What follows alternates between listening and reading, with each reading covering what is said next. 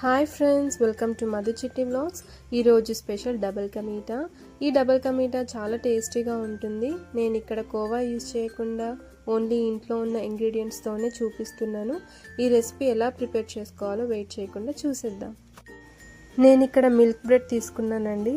మీరు కావాలంటే నార్మల్ బ్రెడ్తో కూడా చేసుకోవచ్చు. నేను ఇక్కడ 8 బ్రెడ్ స్లైసెస్ని తీసుకున్నానండి.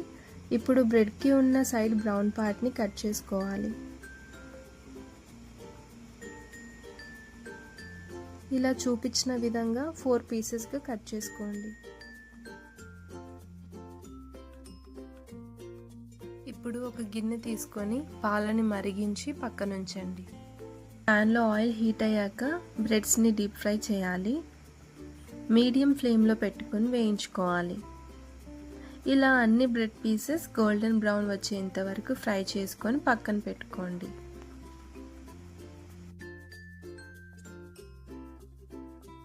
ఇక్కడ 1 కప్పు వరకు షుగర్ తీసుకుంటున్నాను.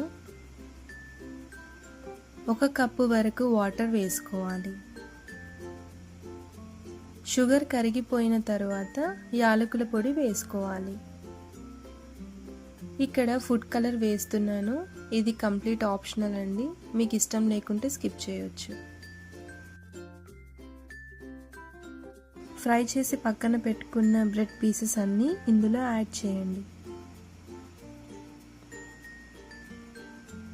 ఈ బ్రెడ్ పీసెస్ అన్నీ షుగర్ సిరప్ని అబ్జర్వ్ చేసుకోవాలి. సో ఒక 2 మినిట్స్ లో ఫ్లేమ్లో ఉంచి మిక్స్ చేస్తూ కుక్ చేసుకోండి. వేడి చేసుకున్న పాలని బ్రెడ్ పీసెస్ పైన యాడ్ చేయండి. ఒక 2 నిమిషాల పాటు కుక్ చేసుకోవాలి. ఇలా జ్యూసీగా ఉన్నప్పుడు స్టవ్ ఆఫ్ చేయాలి. మీకు కావాలంటే నెయ్యిని కూడా యాడ్ చేసుకోవచ్చు. సో చాలా టేస్టీగా జ్యూసీగా ఉండే డబుల్ కా మీఠా రెడీ అయిపోయింది. ఇక్కడ చూడండి, మా అమ్మమ్మ ఈ స్వీట్ని ఎంజాయ్ చేస్తుంది. మీరు కూడా ఇంట్లో ట్రై చేసి మీ ఫ్యామిలీ ఫ్రెండ్స్ వాళ్ళతోని షేర్ చేయండి. వీడియో కనుక నచ్చినట్లయితే లైక్ చేయండి. మరిన్ని వీడియోస్ కోసం నా ఛానల్ని సబ్స్క్రైబ్ చేసుకోండి. Thank you for watching.